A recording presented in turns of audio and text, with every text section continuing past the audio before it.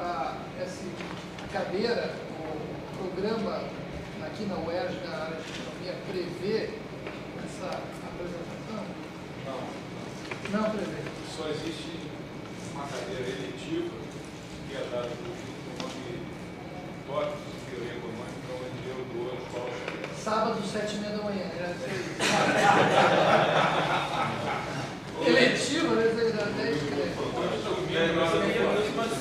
Um adendo ao que você falou a respeito da educação. Hoje parece, há um entendimento de que essa questão do homeschooling está mais relativizada no sentido de que você não será processado criminalmente por conta de uma lei promulgada no final do governo Lula, que diz que se você passar no Enem, aquilo ali de certa forma vale como um segundo grau. Quando ele fez isso, de certa forma ele relativizou e há já um entendimento, não é uma coisa que está afirmada na jurisprudência e nada do gênero, de que agora já existe uma possibilidade de homeschooling para segundo grau. Você não passava direito. Ele tem uma pergunta aqui. Referência biográfica. Eu sei que tem um problema do Rothbard, esse foi minha principal. Engloba tudo isso? Engloba. Foi minha principal fonte, foi esse livro. Obviamente, chama História do Pensamento Econômico segundo a Escola Austríaca. History of Economic Thought. Como é que é? Eu tenho aqui. An Austrian Perspective on the History of Economic Thought. E tem 2 volumes. Tem até Adam Smith, né? Before Adam Smith, um volume assim, e outro volume assim, Classical Economics, que ele não terminou, se não me engano, vai até aqui, o início da escola austríaca. Ele não conseguiu ir até o fim. Mas é espetacular esse livro. E tem um outro livro que eu recomendo muito, que chama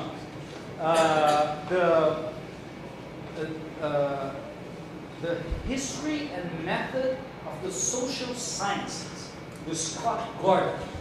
Esse livro é magistral. Não é austríaco, não tem nada a ver com visão austríaca, nada disso. Mas esses 2 livros foram a base para a minha apresentação. O livro do Rothbard não engloba tudo isso, não fala sobre ciência natural, metodologia que eu falei, nada disso. Isso eu peguei do Scott Gordon. The History and Method of the Social Sciences. Scott Gordon. É um livro caro, difícil de achar, mas, se eu não me engano, custa 100 dólares. Mas eu não duvido que o Torres tenha isso de uma forma mais fácil de obter. O seguinte, o que você acha do processo do de adotar o KIR para a educação? Seria o KIR para a educação? Para a educação. Seria válido no Brasil tentar criar um ambiente propício a esse tipo de coisa? Para quem não conhece, o voucher seria um cupom à educação.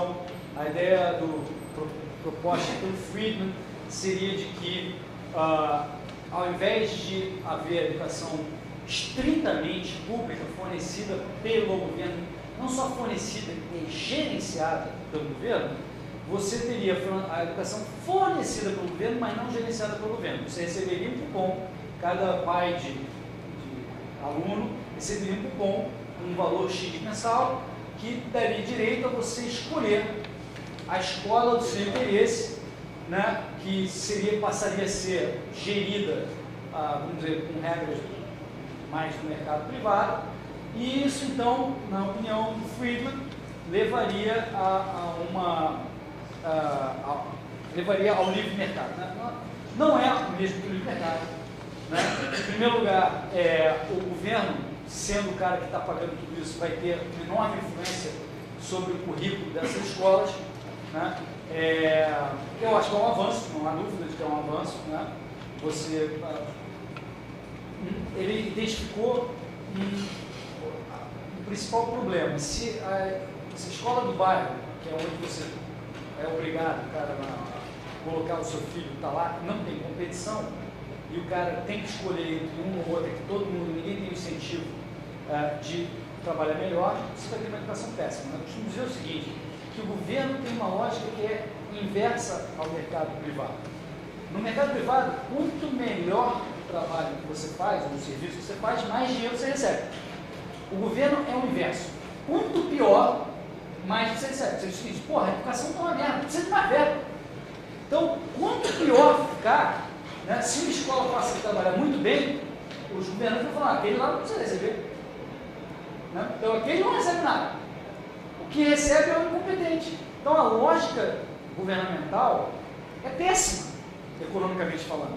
Né? Mas voltando à questão dos vouchers, é um avanço, não é uma solução definitiva. Eu acho que o que aconteceria é o governo continuaria controlando as escolas, provavelmente continuaria dando verba para cobrir incompetência de escolas que não conseguissem voucher suficiente. Ou seja, você teria o pior dos dois mundos. Você teria, como contribuinte, do ponto de vista do contribuinte, você pagaria pelo voucher, que nasceria provavelmente sendo quase o mesmo gasto que hoje é gasto, talvez um pouco menos, mas você também teria que tapar os buracos dos incompetentes. Esse é o risco que você correria numa solução como voucher. Ou seja, isso passaria a ocorrer de fato.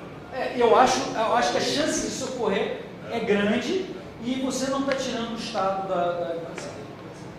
Eu gostaria de convidá-los a conhecer o programa de superação da miséria extrema, que é um programa de cunho federal, a despeito da origem, obviamente, provavelmente do seu viés de diferente natureza, não vai ter dele, mas o programa que eu conheci, ele está calcado, é um programa novo, eu diria que é sucedâneo ao Bolsa Família, que eles começaram a tentar descaracterizar o aspecto assistencialista. E esse programa está baseado em 3 pilares. Um é transferência de renda por simples, através do cartão de contribuição para uma renda mínima para aquelas famílias que têm uma renda per capita inferior a R$100 por mês. O segundo pilar dessa iniciativa é o da retenção e formação do jovem na escola a partir da promoção de uma poupança que ele vai retirar a partir da aprovação no exame do Enem depois de algum tempo, e tem valores que são contribuídos anualmente e ao final a liberação dos recursos a partir do aproveitamento escolar. E o terceiro tripé é a iniciativa de combinação entre as corporações e a escola para a oferta de oportunidades customizadas para aqueles jovens que fizeram parte desse programa. O que eu acabei de falar aqui em alguns minutos, ou 1 minuto, certamente demora uma eternidade em termos de execução.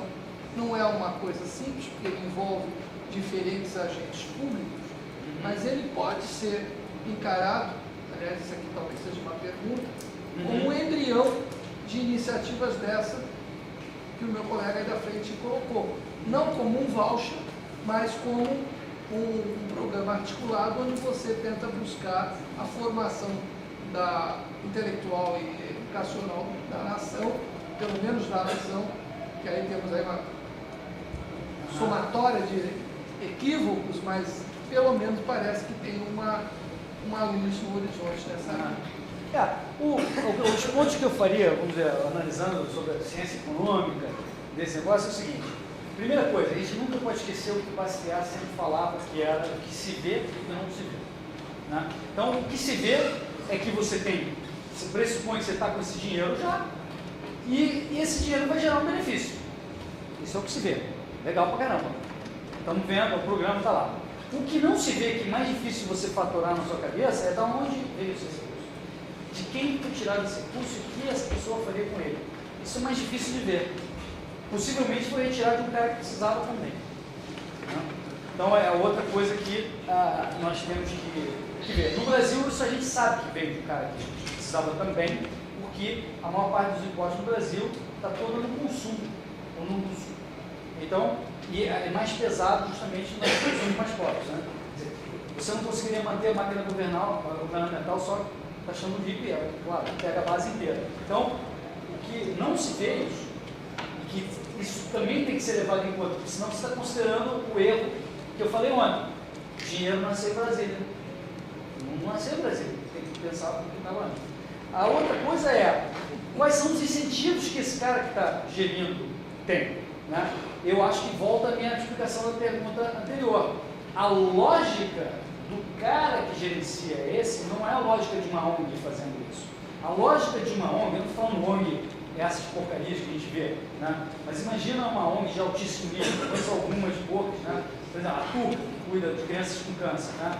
Uma ONG que seja realmente, né, boa, ela luta por doações, né? E ela tem que fazer o melhor trabalho, inclusive mostrar que o custo administrativo dela é pequeno para que o máximo de dinheiro chegue ao beneficiário. O incentivo da Turca está claro e alinhado com a ciência econômica de mercado, né? que é esse, você vai batalhar por doações e você tem que mostrar que você é eficiente, que gasta muito pouco, né, no custo administrativo e que vai para o usuário.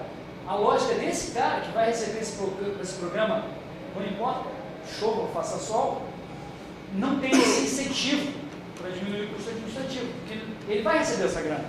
Ele já foi marcado para receber essa grana. Então, a tendência, a previsão de um economista, de um cara de ciência econômica, é dizer, esse cara não deve trabalhar com o mesmo grau de eficiência que um cara trabalhando no livre mercado. Então, se essa grana fosse uma grana trabalhada, tendo que trabalhar no mercado para ser obtida através de doadores, aí é diferente, mas não é o caso desse cara. Podemos conversar depois da palestra, da aula. Tá bom? Eu gostaria de talvez dizer que ao invés de utilizar recursos para uma finalidade, a gente usa para outra. É uma questão de formulação do programa. Na origem ela teve um problema, mas a gente está tentando qualificá-la melhor. Mas vale para te convidar a ser membro do conselho que vai desenvolver esse programa. Aí eu já não sei. Porque aí é lutar contra a realidade, na minha opinião. Eu tive, participei de uma história, embora eu não tenha participado ativamente, né? Faço parte de alguns conselhos de algumas empresas, você sabe bem, e uma delas foi na época do Serra, governador de São Paulo, que estava convidando empresários para ajudar a administrar melhor as escolas, né? Então chamou alguns empresários, inclusive o CEO dessa organização, para ir lá adotar, né, uma escola, etc. Né? E é um cara que nunca ouviu falar de escola austríaca, etc. Conhece mais ou menos o mercado, mas ele também, né, acreditou que podia chegar lá e fazer. E aí ele estava então me contando o feedback. Ele falou, não adianta nada, porque, porra, chega lá, você não consegue ver, não consegue liberar, uma boca vai ser tremenda, e o outro cara a gente faz esse trabalho melhor, o dinheiro vai para o outro, porque lá não vem para cá. Falou tudo isso aqui que eu estava falando, né? E chegou à conclusão que isso não funciona. Né? Então ele falou, não funciona, não dá. E eu disse para ele, não funciona porque não tem competição pelo dinheiro. Ele falou, é isso. Ele concordou. É isso. Então, é uma luta em glória. Né? O que não quer dizer que não gera um benefício. De novo, dado que o dinheiro nasceu, é claro que gera benefício. Eu entendo isso. E entendo também que dependendo dos esforços de caras como você, que tem um altruísmo incluído, que tem uma competência, uma experiência empresarial, é óbvio que se pode melhorar o que está lá. Não estou discutindo nenhuma dessas duas coisas. Estou discutindo que esse dinheiro poderia ser melhor aplicado e que o incentivo que você vai lutar e você vai se frustrar. Na minha opinião, não sei quanto tempo já está lá, mas a minha impressão é de que vai haver muito mais frustração do que felicidade em relação à eficiência da coisa.